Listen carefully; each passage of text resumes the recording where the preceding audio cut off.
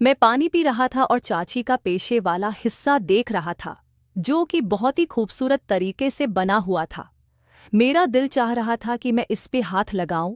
इतने में मेरी चाची एकदम पीछे मड़ी। उसने मुझे नोट कर लिया, कहा, कामरान क्या देख रहे हो? मैंने कहा, कुछ नहीं चाची, बस बहुत ही खूबसूरत ख्याल मेरे जहन में चल रहा था, बस उसी के बारे में सोच रहा था। उसने कहा, जो ख्याल तुम्हारे जहन में चल रहा था मैं समझ रही हूँ। मैंने कहा, क्या मतलब, आप क्या समझी? उसने कहा कि मुझे लगता है कामरान अब तुम बड़े हो गए हो।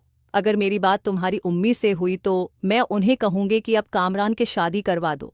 अगर उनको दुल्हन नहीं मिलती तो मुझे बता दो, मैं ही कोई दुल्हन ढूंढ दूंगी।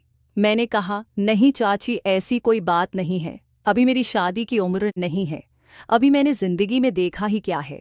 अभी मैं अपने जिंदगी को एंजॉय करना चाहता हूँ, उसके बाद देख लेंगे। मेरी चाची ने कहा, असल एंजॉय तो शादी के बाद होता है।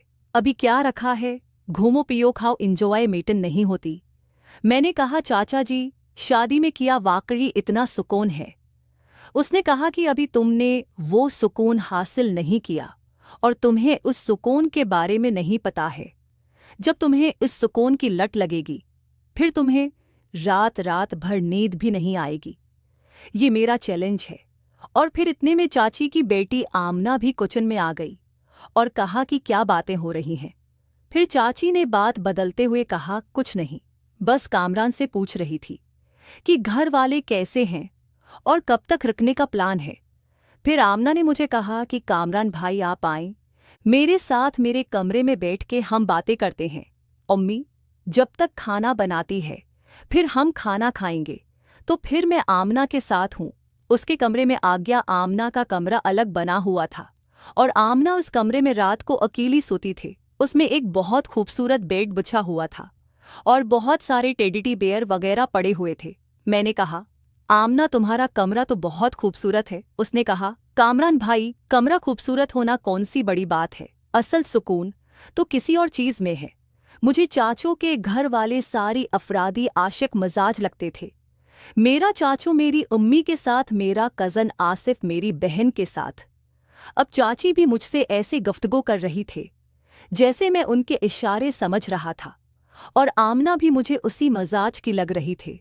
लेकिन मैं अभी समझ नहीं पाया था कि आमना क्या कहना चाहती है। मैंने कहा, आमना तुम मुझे खुल के बताओ, मुझसे शर्माने की जरूरत नहीं है। मैं तुम्हारा हम उम्र हूँ और मैं कज़न भी तो हूँ, तो तुम मुझसे बात कर सकते हो। उसने कहा, हाँ कामरान भाई, उसी लिए तो आपको उस कमरे में बुलाया है ताकि आपसे दिल की बात कर सको। मैंने कहा, हाँ, और सुनाओ क्या कह रही थी, किस चीज़ में ज्यादा सुकून है, तुमने बताया नहीं। उसने कहा, कामरान भाई, इस घर में अकेली रह रहकर मैं तंग आ गई हूँ। आसफ भी बाहर की लड़कियों में मुंह मारता फड़ता है और मेरा अबू भी ऐसे ही है, मेरी उम्मी पे तोजा नहीं देता।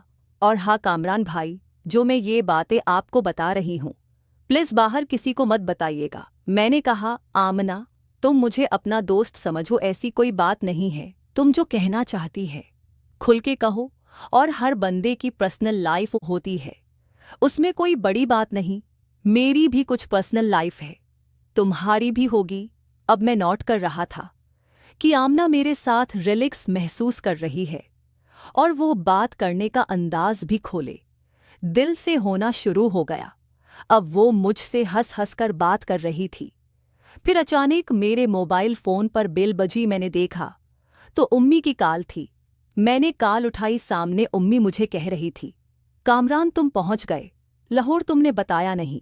मैंने कहा, हाँ उम्मी, बस वो थका हुआ था, थोड़ा आराम कर रहा था। अब यूं चाहूं बस अभी आपको फ़ोन करने ही वाला था। फिर उम्मी ने पूछा, सुनाएं घर में कैसा माहौल है, अबू कैसे हैं और छोटी और बनी कैसी है, और तुम बताओ। मेरी उम्मी ने कहा, कामरान तुम्हारे बगैर दिल ही नहीं लग रहा, तुम्हारे अबू वैसे ही परेशान है, घर का माहौल बोर हो गया है। अब मैं बहुत बोर हो रही थी, तुम कब वापस आ रहे हो, प्लीज़ जल्दी आ जाओ। मैं उम्मी को क्या बोलता कि मैं यहाँ किस काम से आया था और जब तक मेरा वो काम नहीं होता मैं तो कराची हरगिज़ जाने वाला नहीं था। मैंने कहा, उम्मी आप परेशान ना हो, मैं जल्दी आ जाऊंगा, बस कल अपने दोस्त के पास जाऊंगा, नौकरी का पता करना है, जो भी अपडेट होगी मैं आपको बताऊंगा। फिर मैंने फ़ोन काट दिया आमना ने कहा, कामरान भाई किया, आप यहाँ नौकरी करने आए हैं। मैंने उससे कहा, ऐसे ही समझ लो। आमना उसने कहा, कामरान भाई कराची इतना बड़ा शहर है, आपको वहाँ नौकरी नहीं मिली। चलो नौकरी नहीं मिली तो लड़की तो मिली। अब वो मेरे साथ मजाक के मोड में थे। मैंने कहा, कहाँ, अभी तक ना लड़की मिली ना ही नौकरी। अभी तक तो मुझे ऐसा लगता है कि मैं पैदा ही नहीं हुआ। लड़की का बंदोबस्त तो कर ही दूंगी, नौकरी का कुछ भी नहीं कर सकती। ये तो हर घर का मसला है। मेरे आसफ भाई भी कितनी अरसे से बैठा हुआ है।